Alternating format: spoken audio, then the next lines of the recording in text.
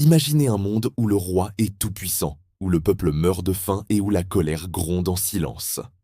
C'est la France, à la veille de 1789.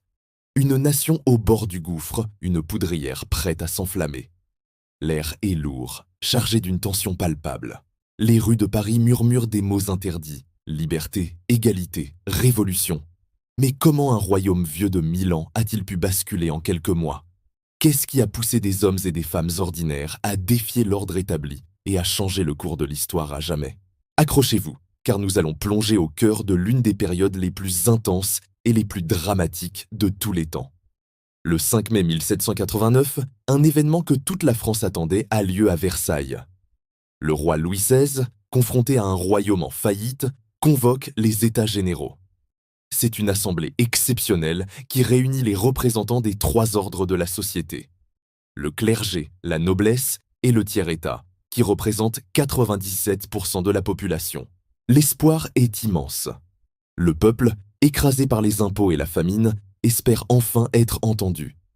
Mais dès le début, le piège se referme. Le système de vote, un ordre, une voix, assure la victoire systématique du clergé et de la noblesse, unis pour préserver leurs privilèges. Les députés du tiers-État comprennent rapidement que leur cahier de doléances, rempli des espoirs du peuple, ne seront que du papier à lettres. La déception est immense, mais elle se transforme vite en détermination. Le 20 juin 1789, un acte de défi incroyable se produit. Exclus de leur salle de réunion sur ordre du roi, les députés du tiers-État, rejoints par quelques membres du bas clergé, se réfugient dans la salle du jeu de paume. Là, dans une atmosphère électrique, ils prêtent un serment solennel. Ne jamais se séparer avant d'avoir donné une constitution à la France. C'est un coup de tonnerre politique. Ces hommes ne sont plus de simples sujets, ils se déclarent Assemblée nationale. Ils affirment que le pouvoir ne vient plus de Dieu et du roi, mais de la nation elle-même. C'est la première grande rupture, l'acte fondateur de la Révolution. Le roi est pris de court. Il hésite, tente l'intimidation, puis cède. Mais en secret, il rassemble des troupes autour de Paris.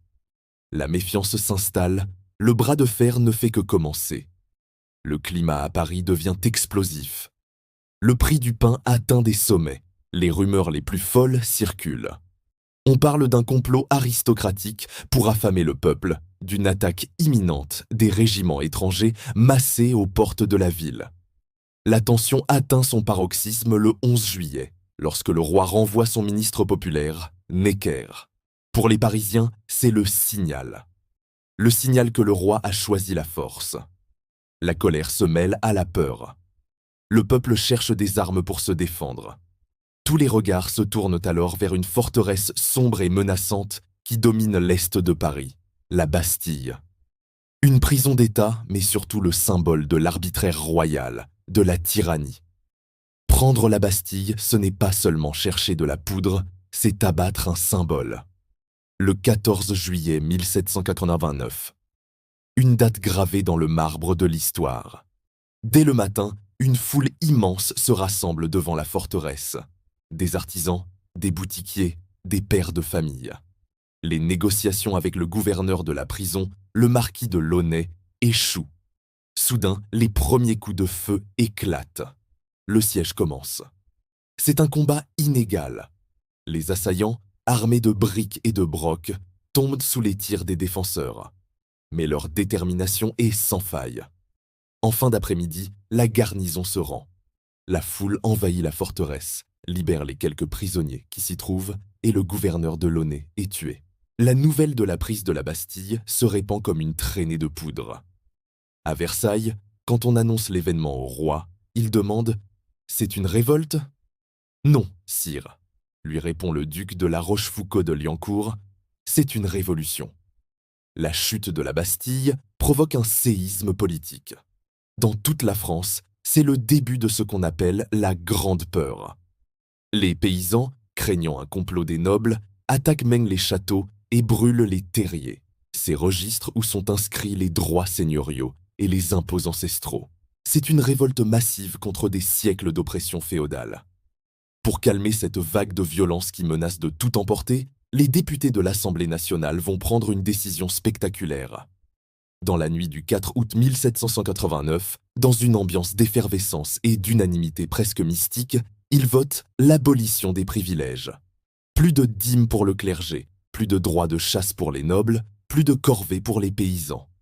En une seule nuit, c'est tout l'édifice social de l'Ancien Régime qui s'effondre. L'égalité fiscale et l'égalité des droits deviennent les nouvelles règles. C'est la fin d'un monde. Après avoir détruit l'ancien monde, il faut en construire un nouveau. Le 26 août 1789, l'Assemblée nationale vote un texte qui va changer la face du monde. La Déclaration des droits de l'homme et du citoyen. Inspirée par les philosophes des Lumières et la Révolution américaine, ces 17 articles énoncent des principes universels. Les hommes naissent et demeurent libres et égaux en droit. Liberté d'opinion, liberté de la presse, égalité devant la loi, présomption d'innocence. C'est un texte fondateur, une promesse d'un avenir radieux. Mais pendant que les députés débattent de grands principes, le peuple de Paris a faim. Le roi, toujours à Versailles, refuse de signer les décrets d'août et la déclaration. Il joue la montre. La colère monte à nouveau. Une nouvelle journée de rupture se prépare. Et cette fois, ce sont les femmes qui vont en être les héroïnes. Le 5 octobre 1789, exaspérées par le manque de pain, des milliers de femmes de Paris, armées de pics et de couteaux, se rassemblent devant l'hôtel de ville.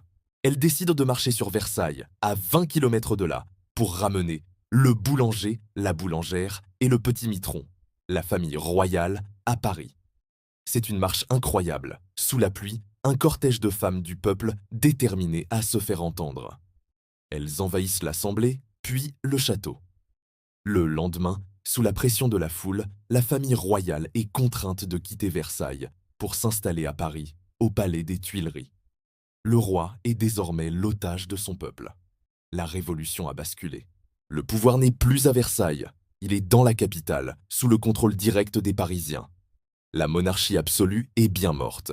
La révolution est en marche, mais jusqu'où ira-t-elle? La France est en pleine ébullition. De nouvelles institutions se mettent en place, les anciens ordres sont abolis, les biens de l'Église sont confisqués pour renflouer les caisses de l'État. Mais l'unité est fragile. Le roi, qui semble accepter son rôle de monarque constitutionnel, prépare en réalité sa fuite. Dans la nuit du 20 au 21 juin 1791, la famille royale s'échappe de Paris en secret, espérant rejoindre des troupes fidèles à la frontière. Mais rien ne se passe comme prévu. Le roi est reconnu dans la petite ville de Varennes et arrêté. Son retour à Paris est un cortège funèbre. Pour le peuple, cette fuite est la trahison suprême. La confiance est rompue. L'idée de se passer du roi, l'idée d'une république, commence à faire son chemin. La tentative de fuite du roi a divisé la France. Les monarchistes modérés tentent de sauver la monarchie constitutionnelle, tandis que les révolutionnaires les plus radicaux, comme Robespierre, Danton ou Marat, réclament sa déchéance. Pendant ce temps, les monarchies européennes s'inquiètent de la contagion révolutionnaire et menacent d'intervenir. En avril 1792, la France déclare la guerre à l'Autriche. C'est le début d'un conflit qui va durer plus de 20 ans et embraser toute l'Europe. La guerre exacerbe les tensions. Face aux premières défaites françaises et à la menace d'invasion, la méfiance envers le roi atteint son paroxysme. On l'accuse de faire le jeu de l'ennemi. Le 10 août 1792, une nouvelle insurrection éclate. Le peuple de Paris et les fédérés venus des provinces attaquent le palais des Tuileries. C'est un assaut d'une violence inouïe. La garde suisse du roi est massacrée. La famille royale se réfugie à l'Assemblée. C'est la fin de la monarchie. Le roi est suspendu, emprisonné. Une nouvelle assemblée, la Convention, est élue au suffrage universel masculin. Le 21 septembre 1792, son premier acte est de proclamer la République. L'an hymne de la République commence, mais dans un bain de sang. La menace d'invasion est imminente. La panique s'empare de Paris. Convaincus qu'un complot se trame dans les prisons, des sans-culottes y pénètrent et massacrent plus d'1 millier de détenus. Prêtres, aristocrates, mais aussi prisonniers de droit commun. C'est un épisode sombre et terrifiant. Au même moment, à Valmy, l'armée révolutionnaire remporte une victoire inespérée contre les Prussiens. Cette victoire sauve la Révolution et donne un souffle nouveau à la jeune République. La grande question qui agite alors la Convention est le sort du roi. Après un procès retentissant, Louis Capet, l'ancien Louis XVI, est reconnu coupable de conspiration contre la liberté publique. Il est condamné à mort. Le 21 janvier 1793, il est guillotiné sur la place de la Révolution, l'actuelle place de la Concorde. Sa tête tombe. Un silence de mort s'abat sur la foule avant qu'un cri ne retentisse « Vive la République !» Cet acte de régicide creuse un fossé infranchissable entre la Révolution et ses ennemis, en France comme en Europe. La Révolution entre dans sa phase la plus radicale et la plus violente. La terreur. Des premières étincelles de 1789 à l'exécution du roi, la Révolution française a été un tourbillon d'événements, d'espoir et de violence. Chaque date, chaque décision, chaque journée d'insurrection a été un pas de plus vers un monde nouveau, pour le meilleur et pour le pire. Mais l'histoire ne s'arrête pas là. La terreur, la chute de Robespierre, l'ascension de Napoléon Bonaparte. Chaque étape mérite son propre récit. Si ce voyage au cœur de la Révolution vous a passionné, dites-le nous en commentaire. Partagez les événements qui vous ont le plus marqué. N'oubliez pas de liker la vidéo et de vous abonner pour ne pas manquer nos prochains épisodes sur les plus grands tournants de l'histoire. Merci d'avoir regardé et à très bientôt.